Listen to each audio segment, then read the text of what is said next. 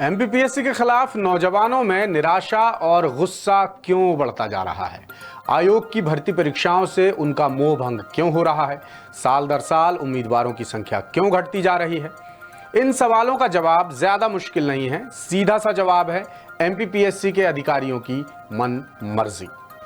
मौजूदा हाल ये है कि आयोग को ही नहीं पता कि जो परीक्षाएं 2-3 महीने पहले वो करा चुका है, उनका फाइनल रिजल्ट अब तक क्यों रुका है। और ये परीक्षाएं बहुत ही कम पदों के लिए आयोजित हुई थी। सवाल पूछने पर अधिकारी कहते हैं कि बस अगले सप्ताह रिजल्ट आ रहा है, आज आ रहा है, कल आ रहा है, और फिर ऐन वक्त पर कह देते हैं कि कुछ तकनीकी समस्या के कारण रिजल्ट रुक गया। लेकिन समस्या क्या है ये नहीं बताते। अरे भाई, क्यों नहीं बता सकते? एमपीपीएससी एक संवैधानिक संस्था है, किसी के घर की दुकान थोड़ी है। ऐसे में नौजवान सवाल उठा रहे हैं कि वो क्या करें, उनकी परेशानियों का निदान आखिर करेगा कौन?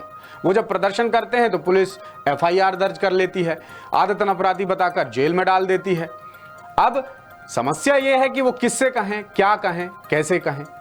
तो इसी सब गफलतों को लेकर के दाससूत्र एक रिपोर्ट आपके सामने लेकर आया है, जिसमें हम आपको उन परीक्षाओं के बारे में बताएंगे जिनमें बमुश्किल 6 और 12, 10 ऐसे कुछ पद हैं, मगर इनके फाइनल रिजल्ट महीनों बाद भी नहीं घोषित हो पाए हैं।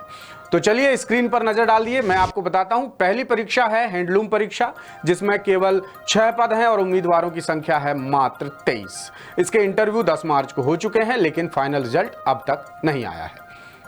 दूसरी परीक्षा है राज्य वन सेवा परीक्षा 2024, जिसमें केवल 12 पद हैं और उम्मीदवार हैं सिर्फ 40। इसके इंटरव्यू होकर महीने भर से ज्यादा वक्त बीत चुका है, लेकिन फाइनल रिजल्ट का कुछ अता पता नहीं है। तीसरी परीक्षा है असिस्टेंट प्रोफेसर भर्ती परीक्षा 2022, जिसके हिंदी, अंग्रेजी और इतिहास विषय के इंटरव्यू होकर 2 से 3 महीने का समय बीत चुका है, लेकिन फाइनल रिजल्ट अब तक घोषित नहीं हुआ है। चौथी परीक्षा है आईटीआई।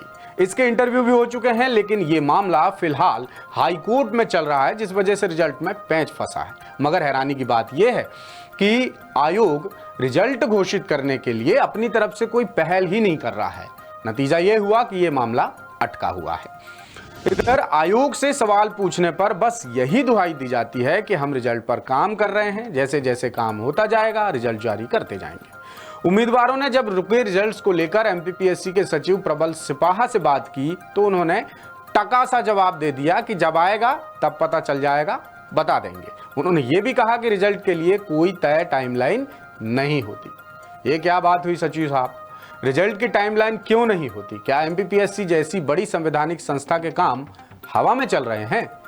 क्या आप लोगों पर कोई नियम, कायदे, कानून लागू नहीं होते?